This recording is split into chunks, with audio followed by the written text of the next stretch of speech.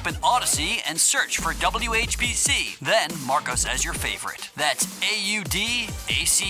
It's your new favorite way to listen to your favorite station. WHPC and Odyssey. A winning combination.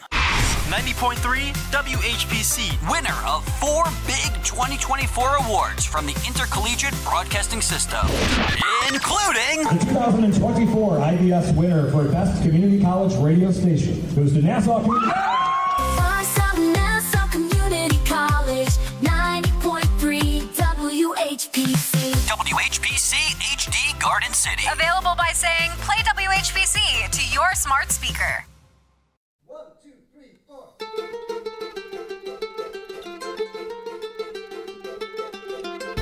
Hi everyone! This is Jewish Talk, coming to you from Nassau Community College on 90.3 WHPC, also streaming on nccradio.org. Tell your friends and your neighbors, even if they're not in the local area, you can go online, put in the word nccradio.org and press the button, and you will be joining us. This program is also later archived on Spreaker.com, so don't worry. If you miss part of it, you want to go back or let everybody know, we can hear it again on Spreaker.com and all your favorite platforms. This program is repeated Sunday evenings at 11 p.m. So hi there. My name is Rabbi Perl. Good morning, good afternoon, and good evening. You know the shtick. This all depends on when you're listening or watching. Oh, watching. You know what that means? It means you can actually see us right now. I'm waving first to the right and then sometimes to the extreme left. But either way, you can see us on Facebook Live at WHPC's page or my own page, facebook.com, Anshul Perl. And you can actually make a post, and we will be happy to recognize you as we do. Gene Brandonston, good morning. Thank you so much. And everybody listening on the radio, on the computer, wherever it is. So hello online. Hello on the radio. Hello to the world.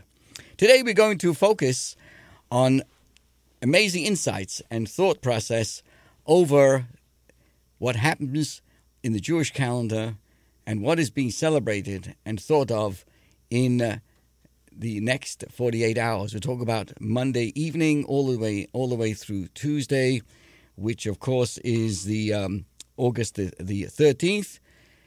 Where we will be celebrating, or I would say it's the saddest day in the Jewish calendar. It's called Tish B'Av. And primarily, we are reflecting on many of the destructions and all the many things that happened on this date throughout our history, including, of course, this year, where we must keep in mind what happened on October the 7th. But I'm going to first discuss Tom Schwartz, good morning. Good morning to Lavana. These are the names. These are wonderful people joining us on Facebook Live. And we want to say welcome to you. And, of course, we never take for granted all of those listening to us on the radio, including Michael Wolf as well. So, the question we must ask today is, why did the Jewish community still cry over the destruction of the temple in Jerusalem? Because that's the primary reasons why we have this very sad day that corresponds to this Tuesday this year. Why continue mourning over the destruction of a building that happened so long ago? For nearly 2,000 years, the Jewish people have actually continued to mourn for the destruction of the temple in Jerusalem. The temple itself sat on the Temple Mount.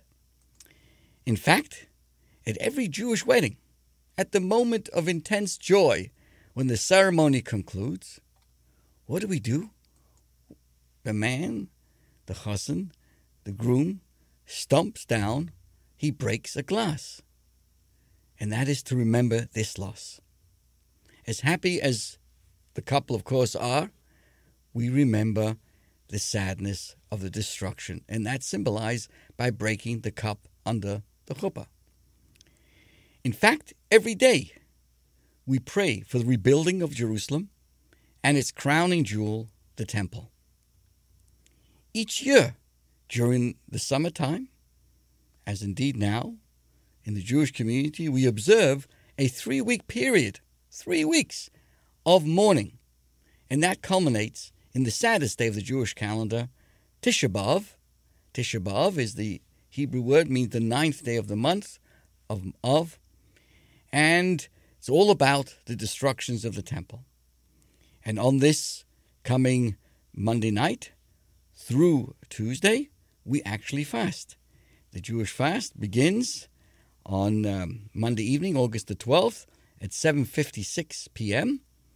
This is Long Island time, and concludes on the following evening, Tuesday, August the 13th, at 8:24 p.m. And we fast and mourn and learn and study and discuss the destructions of both temples. This year we're going to be actually making a special lamentation, special focus on the sadnesses of what October the 7th means. So this begs a question, though. Why can't we just get over it? Why don't we just move on?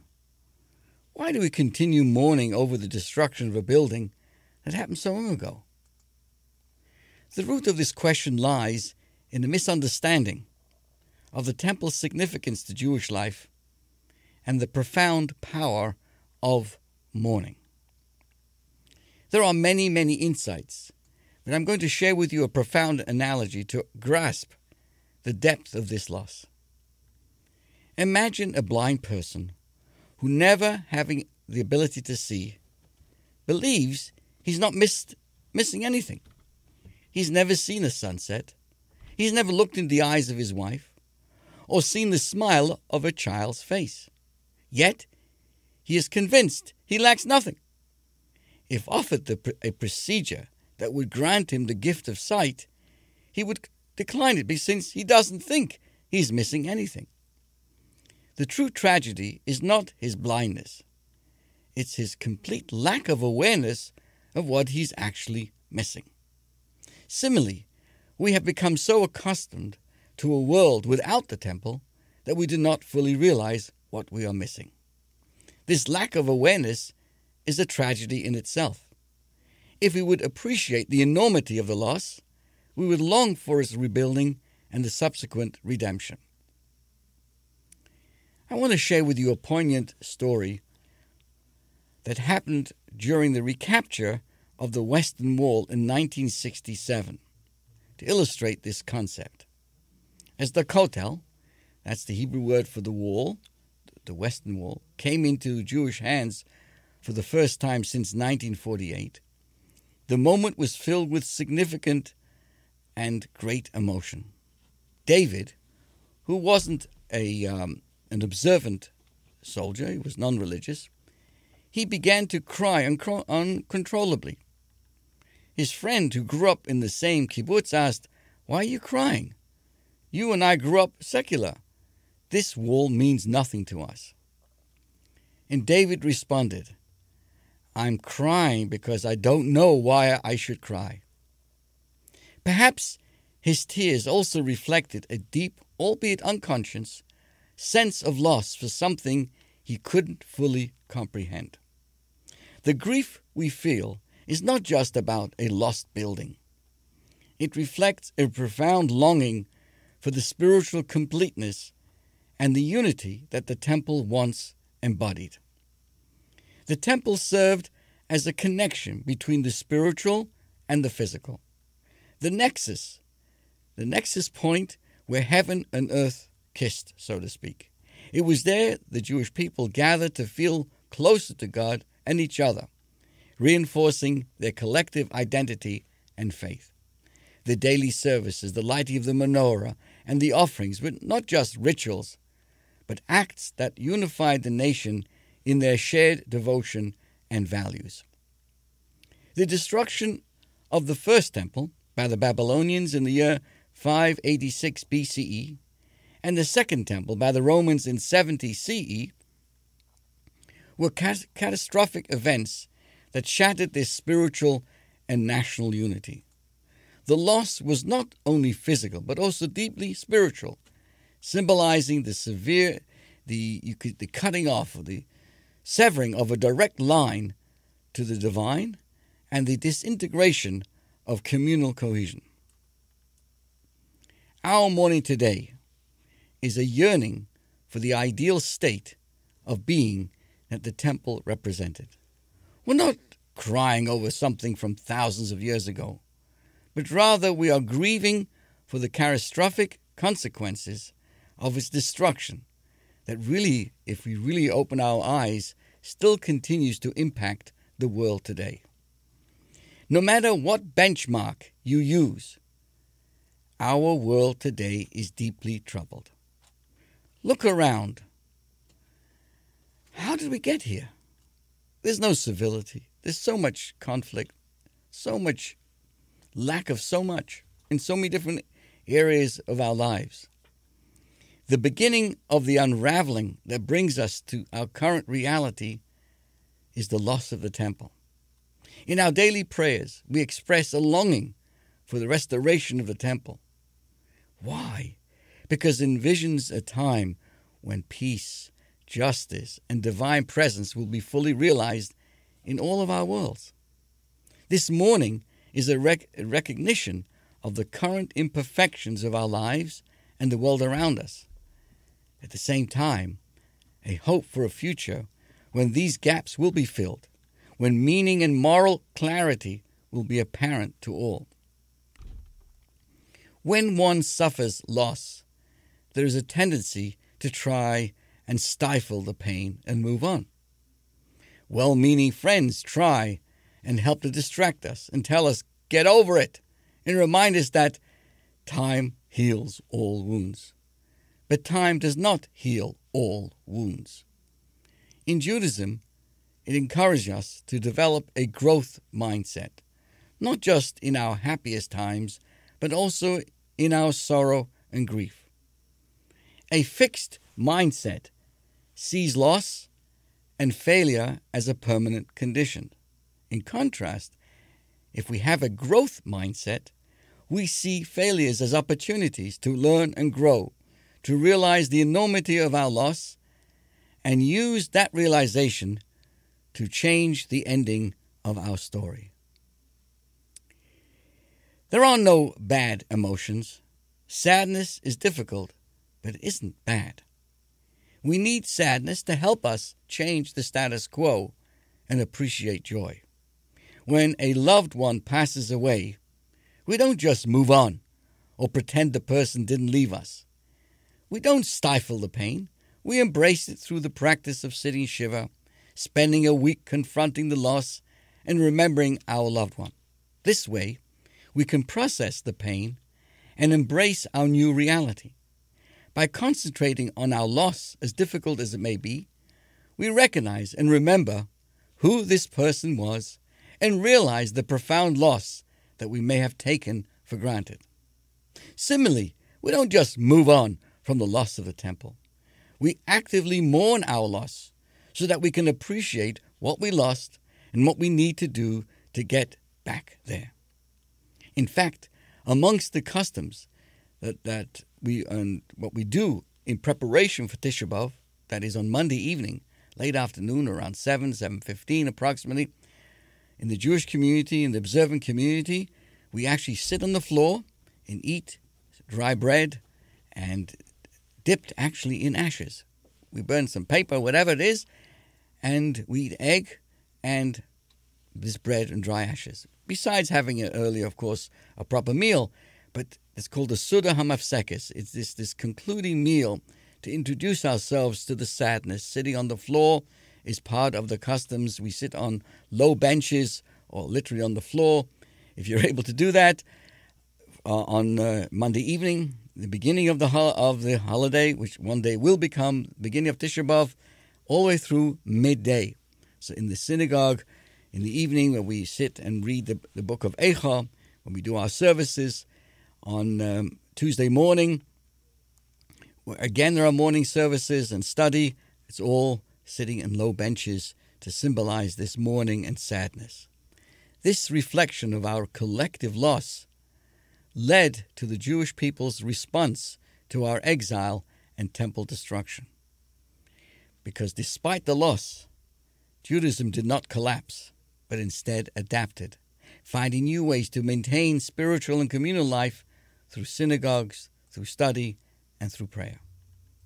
So, Tish B'Av, and I'm encouraging everyone listening, as I've encouraged my community, this year, as we stand with Israel, please consider doing something different. We may not be involved in the entire observance of the holiday, but do something, whether it's to fast, whether it's to sit on the floor, whether it's to look online and find the appropriate kinos, the lamentations to study and to understand and look into this, feel, be part of it. Tisha B'Av is a day for deep reflection on the causes of the temple's destructions. And guess what?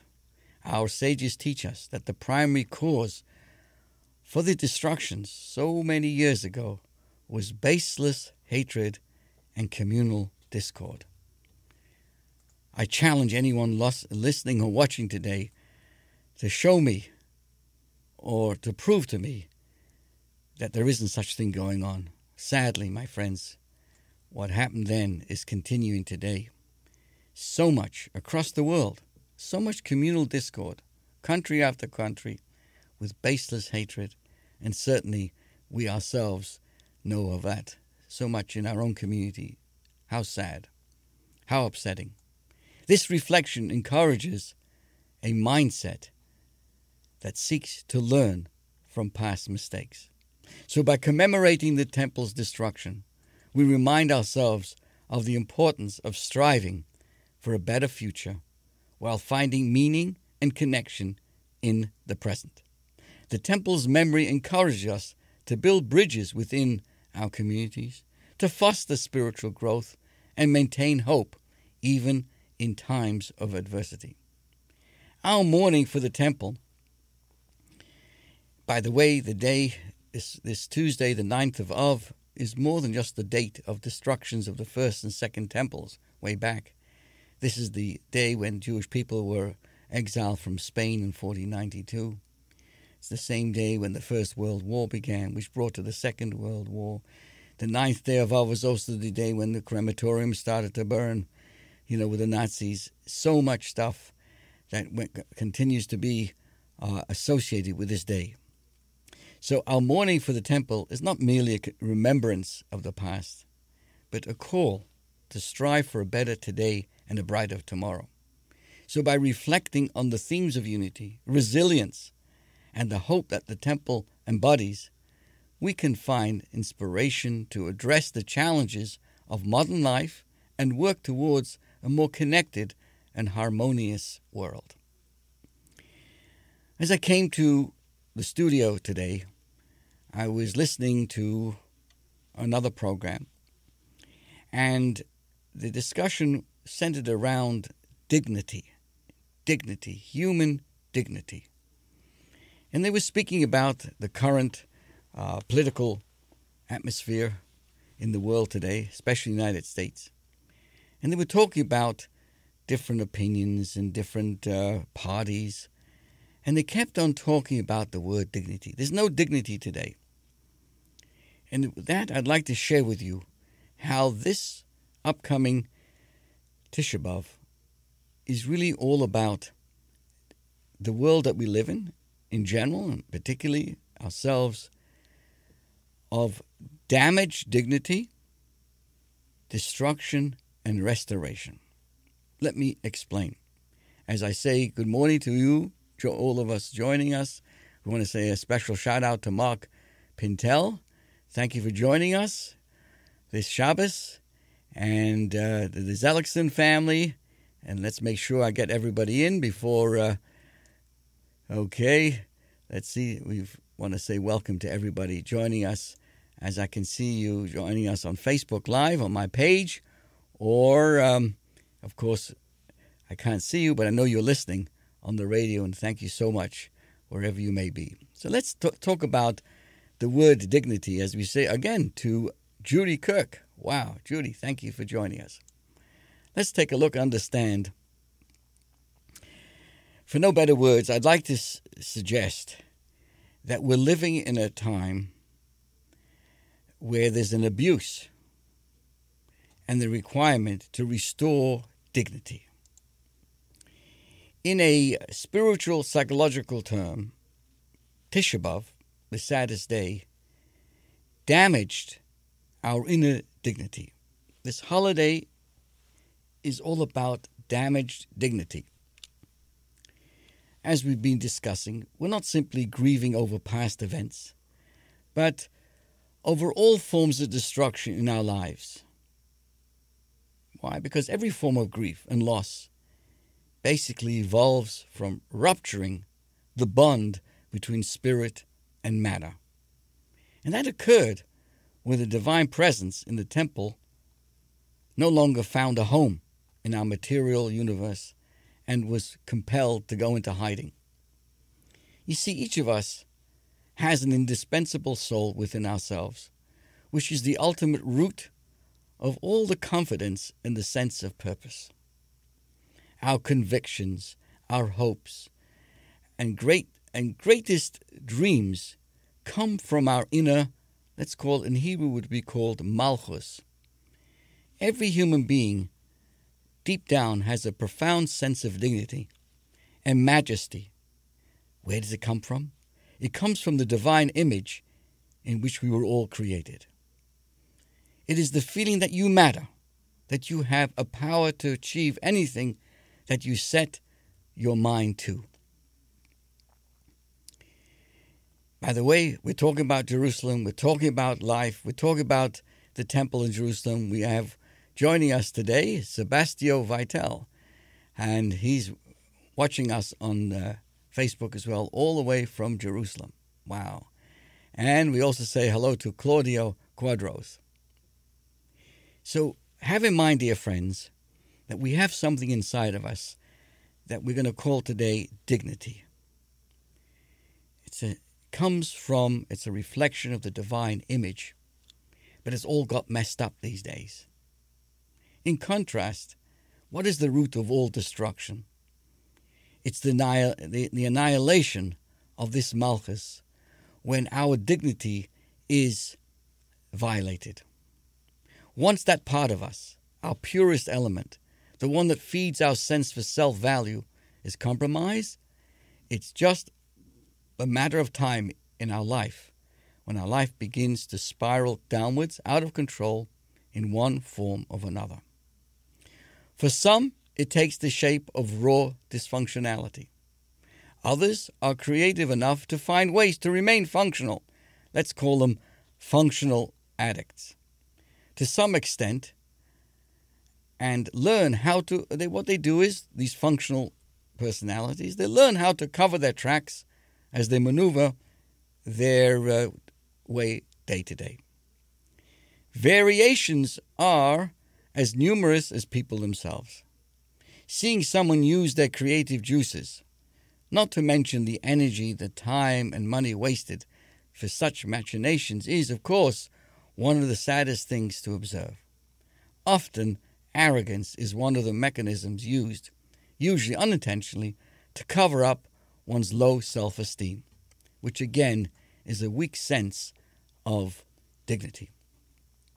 The question, however, begs, what could bring someone to compromise their own self-worth?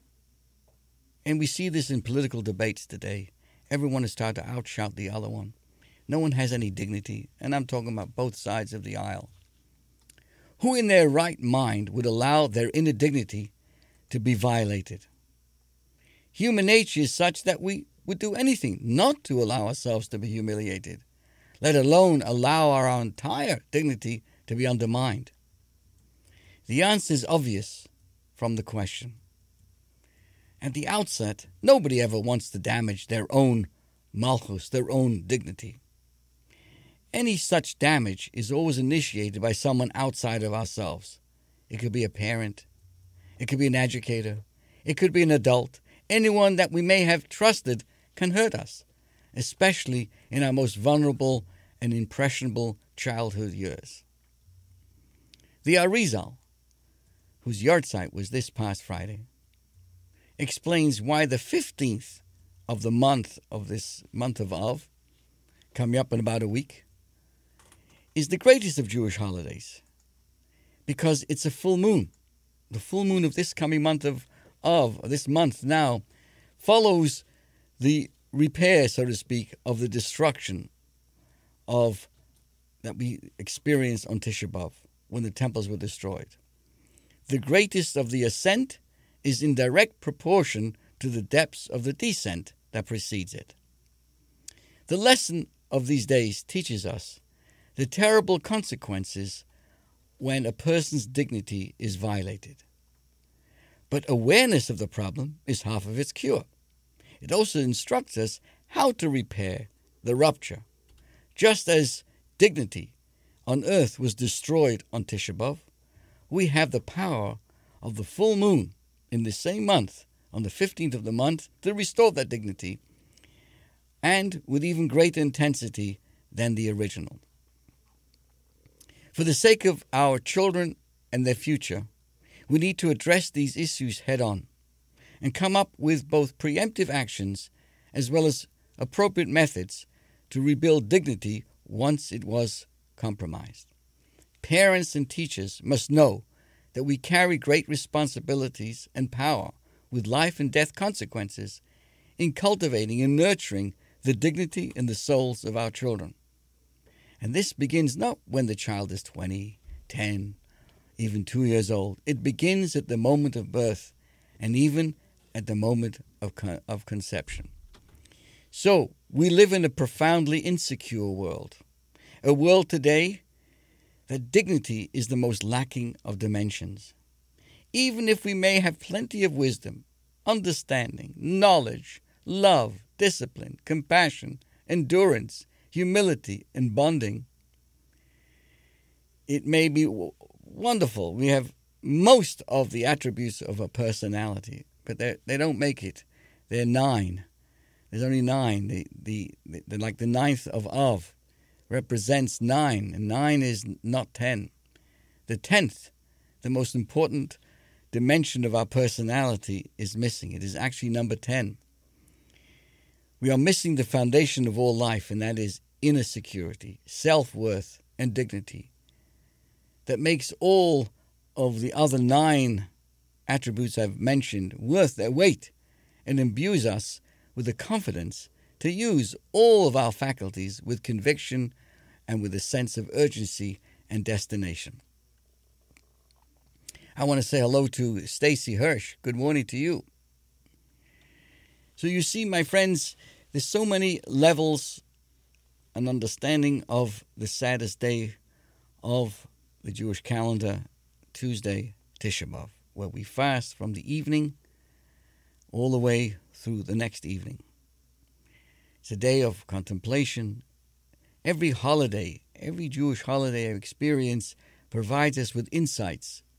I would dare say that every single day of our life we experience a taste of every Jewish holiday, every day of reflection. The idea of Rosh Hashanah reminds us there's a God in the world. God created the world. The idea of forgiveness, Yom Kippur, is experienced every single day. The protection of Sukkot, the joys of Simchas Torah, the freedom of Passover. I could go through the entire year.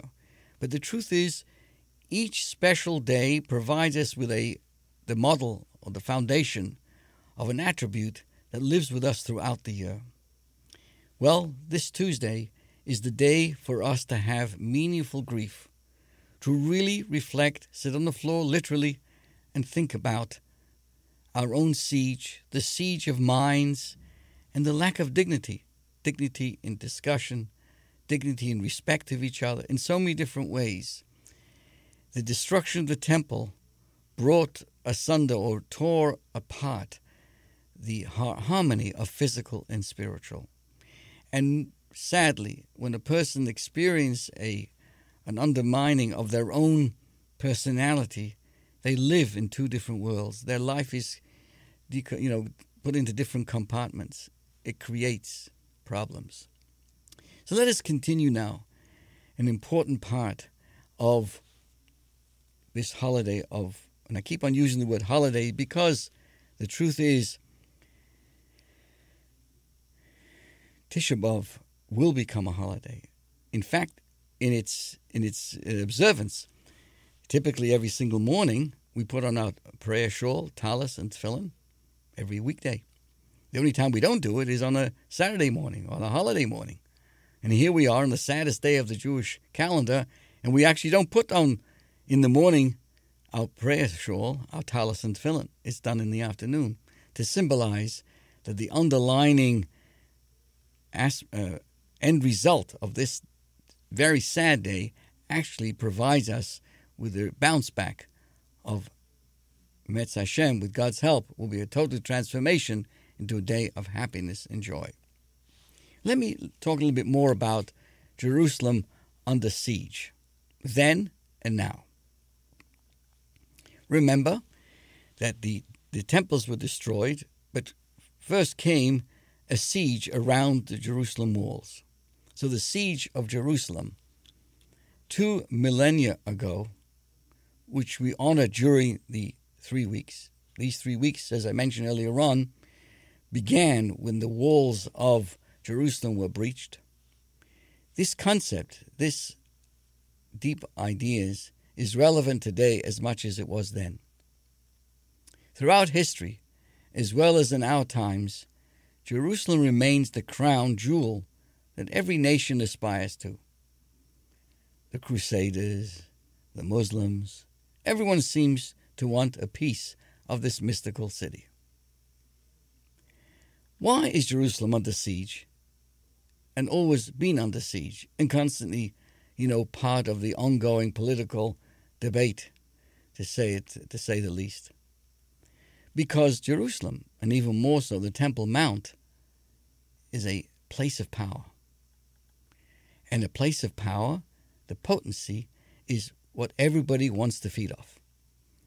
What is so unique about Jerusalem?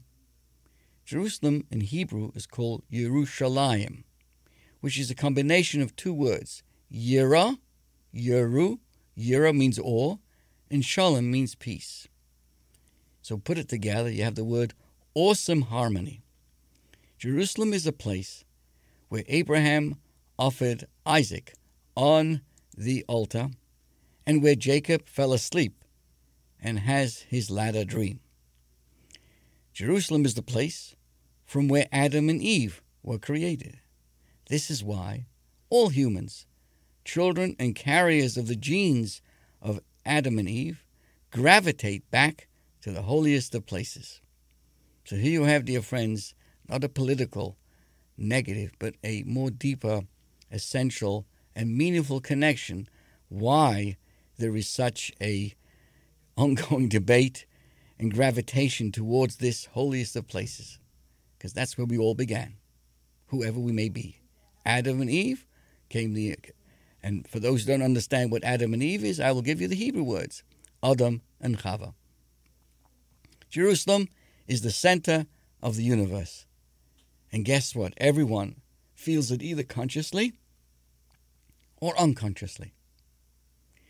The Promised Land, the land of Israel, is not merely a nice place to live, a retirement village, or a cool vacation spot.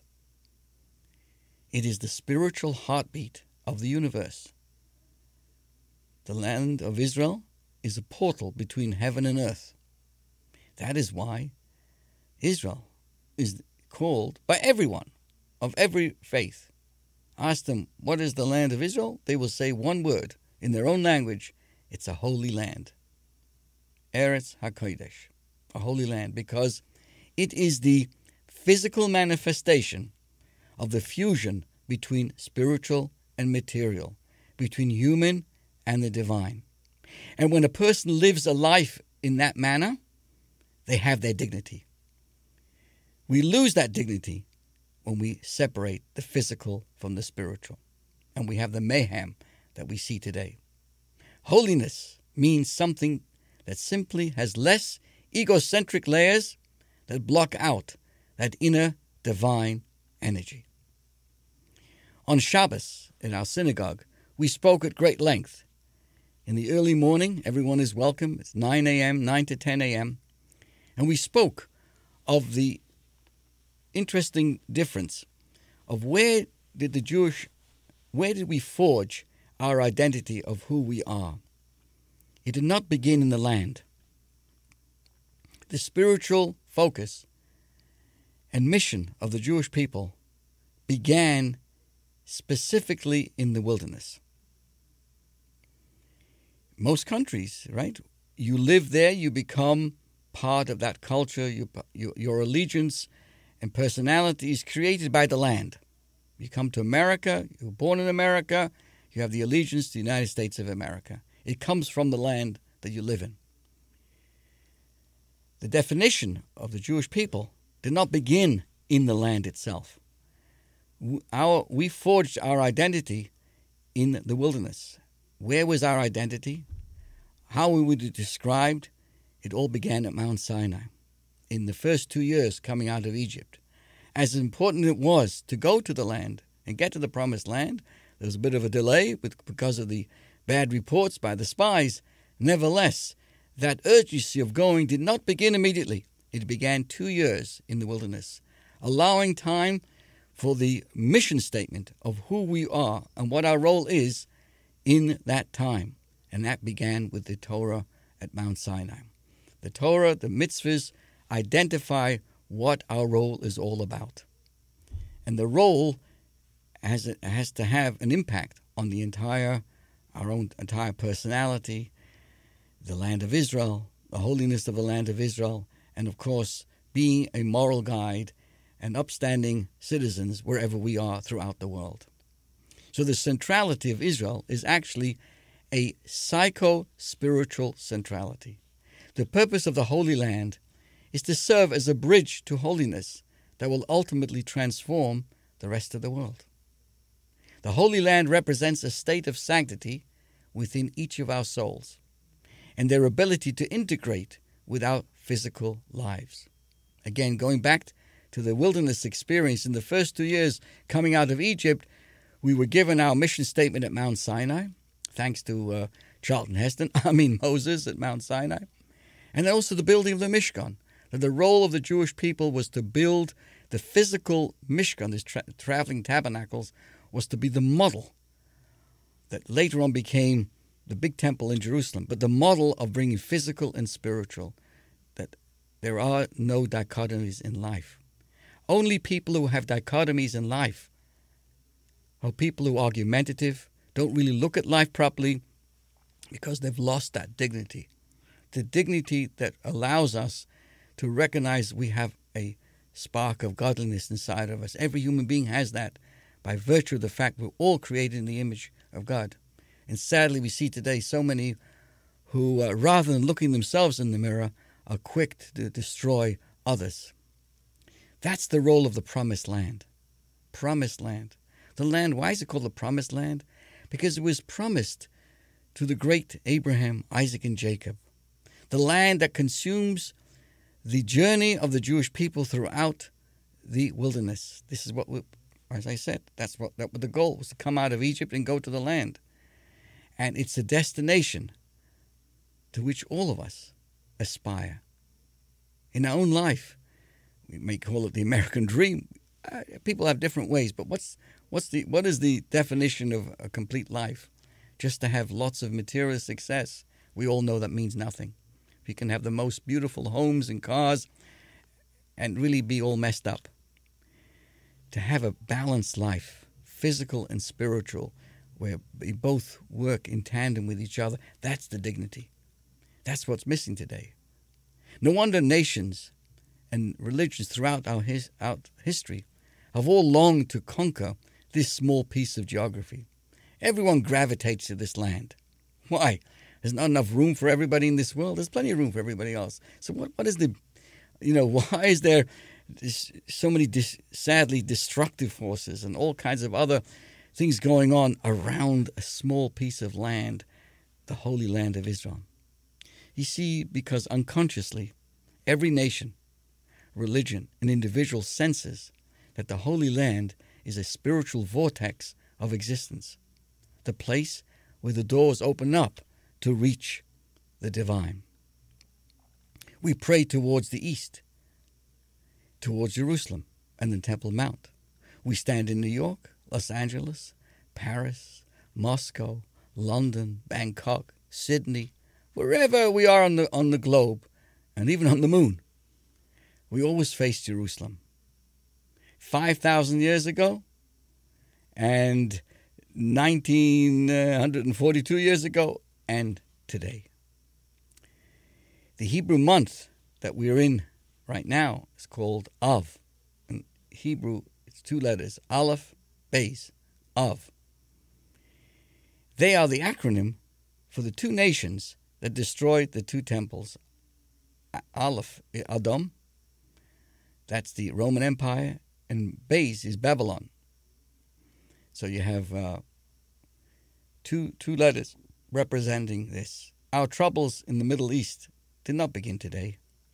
They're an extension of unresolved forces unleashed millennia ago, even events that set in motion a series of conflicts that plague us to this very day. You have Edom and you have Babylon. They both represent many of the countries, the Western, the Eastern, all the world, all descendants. All global conflicts and confrontations are a result of the strange bedfellows created back in the home of Abraham. As sad as this period may be, we are now in the 9 most distressing days of the year, mourning over the destructions of the Jerusalem and the holy temples. These days also carry within its fold, the secret to the greatest success, the most important success history in history, the mysterious entity of who we are. For despite all odds, the millennia of relentless persecutions, genocides, expulsions, anti-Semitism, all the other stuff, which have elicited many dire predictions, and but guess what, my friends? We're still here. We're still here. So where does Jerusalem stand today? Does she sit alone? Where do we stand today? Do we appreciate the gifts that we are blessed with? This is the time of the year that we shed a tear. Not a tear of weakness and despondency, a tear of strength, sensitive to the losses and the pains of the world in which we live. It's a tear of hope that opens up doors. Tish B'Av is the most sensitive and the most vulnerable day of the year, exposing the most vulnerable parts of our lives. A day like this must be honored and serve as a source of motivation. It is a day that should serve for all of us as a wake-up call to appreciate the divine blessings in our lives, that we must act on the awakenings and the inspiration in our lives. Through our efforts, dear friends, in tapping and revealing the power of these 3 weeks, we will speedily merit the time when these days will be transformed into joy and gladness and holidays. These are the words of the Lubavitcher Rabbi. Again, thanking everybody. Thank you for joining us. Those who are just joining us, this is Rabbi Perl speaking to you on Jewish Talk. We're heard every Sunday morning from 8 to 9 a.m. And I'm reading wonderful comments on Facebook. And, of course, what everyone is, it's very, very, very important, very much appreciated. Let's continue. I want to share with you a very famous incident that is recorded in the Talmud. And it speaks of the destructions that we are discussing and focusing on today. It speaks of, the Talmud tells us a story of several great sages of the time, in particular Rabbi Gamliel, Rabbi Elazar ben Azariah, Rabbi Yeshua, and Rabbi Akiva. And it tells us they were walking along the roads towards Rome. And when they heard the sound of the multitudes of Rome at a vast distance, such was the scale of the city. It was so big and such jubilant and such happiness. And when they all heard this, there was an interesting reaction between this group of sages. All the other sages began to weep. But Rabbi Akiva, who was with them, he started to laugh. So they said to him, Hello, Rabbi Akiva, what reason are you laughing? Rabbi Akiva said to them, Why are you weeping? You know how it goes in Judaism. You answer a question with another question. So they replied, You know why we're weeping? These idolatrous people who destroyed the temple, they're sitting securely in tranquility while our holy temple lies in ruins. Can we not weep? Should we not weep? Rabbi Akiva's response was, That's why I'm laughing. If the wicked who violate God's, enjoy such benefits, all the more so those who perform His will merit just rewards. That was story number one. The Talmud goes on to tell us another occasion. This time it wasn't all on the way to Rome. This time they were ascending Jerusalem. And when they arrived at Mount Scopus and saw the rubble of the destroyed temple, they rent their clothes, their garments in mourning. And when they arrived at the Temple Mount, they saw a fox emerging from the holy site of the Holies of Holies. And they began to weep. But again, Rabbi Akiva laughed. They asked, What's the reason for your laughing? Rabbi Akiva responds, Why are you weeping? They reply, Well, this is such a holy place, where only the high priests were allowed to enter. And here, not only a non-priest was entering this Holies of Holies area, we have fixed foxes roaming, from this holy place. Shall we not weep? Rabbi Akiva said to them, That's why I'm laughing. We have a prophecy that says that Jerusalem will be plowed over. It will become like rubble. And then we also have a prophecy that says there'll come a time when the elderly men and elderly women will sit in the streets and be singing.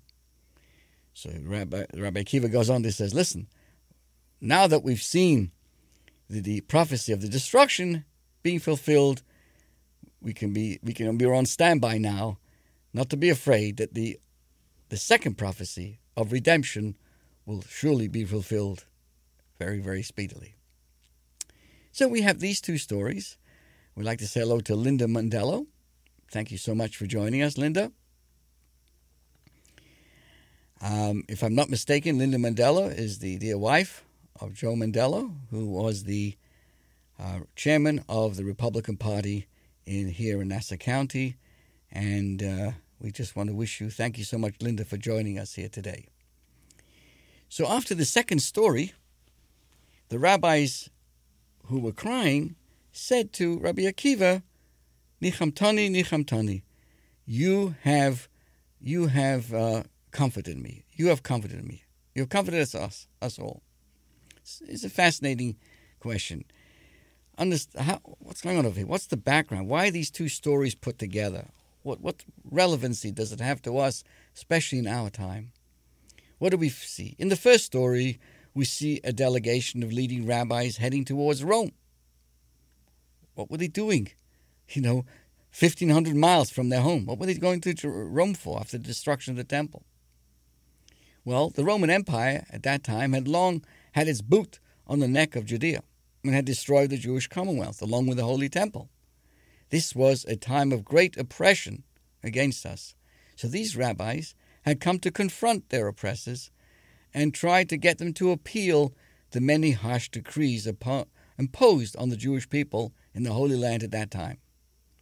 Weeping under those circumstances made sense. But how do we understand the laughing of the Rabbi Akiva? Likewise, in the second story, the sages are now facing the site of the actual destruction in the holiest place in Jerusalem.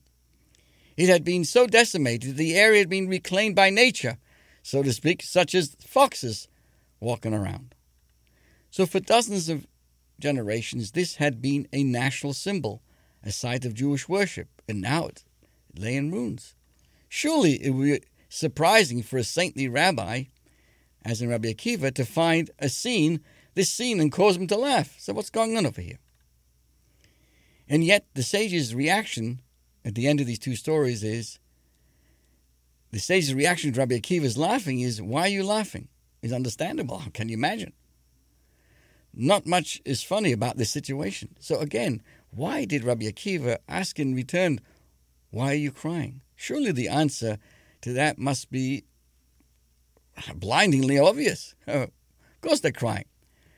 Rabbi Akiva, who was later martyred by the Romans, was fully aware of the tragic situation facing the Jewish people at the time. We're not talking about made-up, laughter, forget about it kind of attitude. No. In fact, as I pointed out, he too, when he came to the Jerusalem area, tore his clothes. So he understood this was a place of mourning when he approached the Temple Mount. So he clearly shared his colleagues' view this was a sorrowful occasion. So why did he begin laughing? So I share with you the insight of the Rebbe, the Lubavitcher Rebbe. Moreover, why was it only Rabbi Akiva who found it appropriate to laugh, while all of the other sages could only weep? What was it that Rabbi Akiva saw that they did not? So the Rebbe offers a beautiful, insightful explanation that reveals a timeless lesson for all of us. Rabbi Akiva was fully cognizant of the oppression and the humiliations being meted out by the Romans. That was the bitter reality that he and everybody else had to endure at that time on a daily basis. Multiple times a day, the Jewish inhabitants of the Holy Land were reminded of their subjugation. Rabbi Akiva's question was, why are you weeping? Was actually, why now? We've been mourning for years now. Right? You know of an event, you cried, and kind of move on. But why suddenly now? We've been doing this for years. Rabbi Akiva was saying, why are you suddenly burst into tears at this moment? What just happened to make you cry? We know we're suffering. We're here going to Rome to try to help. We know. To this the sages responded, it's true that we are continuously being oppressed, but why are we seeing it? But like now, when you see something, it's truly overwhelming, right? We read about the October 7th and we hear about it, but if you go there and you make a mission over there, there's a big difference between what you've heard and what you've gone through as opposed to when you see it. Being hit in story 1 by the full power of the Roman at that time was a psychological blow.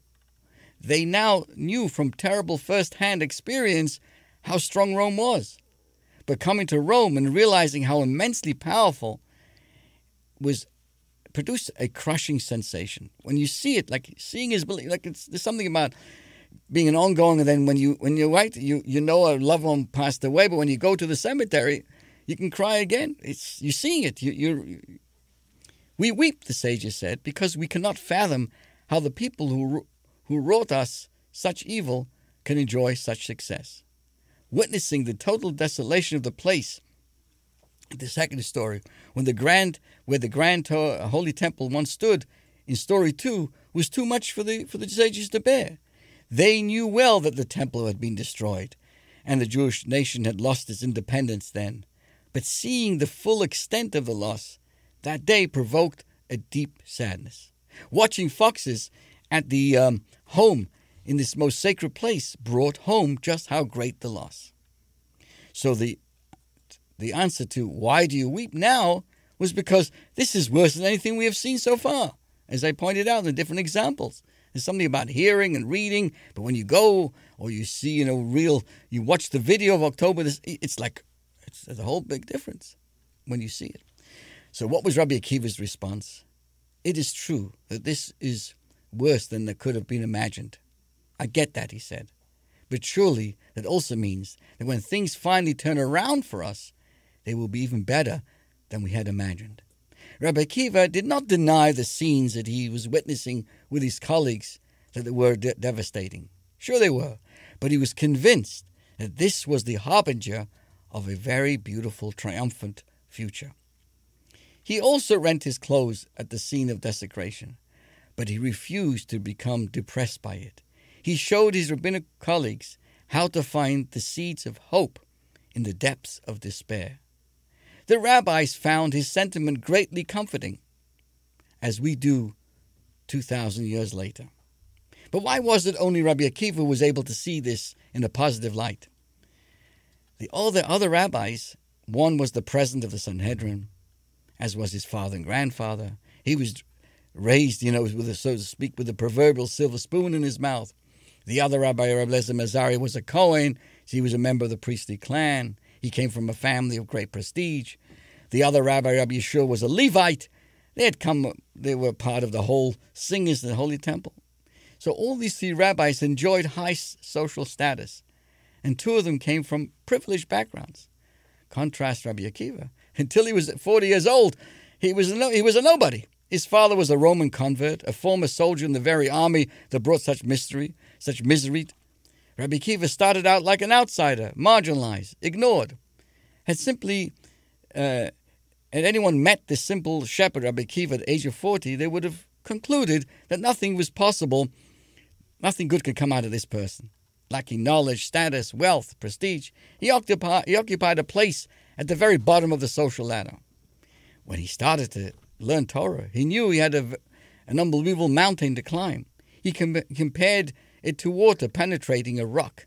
He was a hopeless case. Yet, that was not how things worked out. After several years of dedicated application, he turned into one of the greatest sages of his generation, the illustrious teacher and mentor, the pride of the Jewish people. How could this be possible?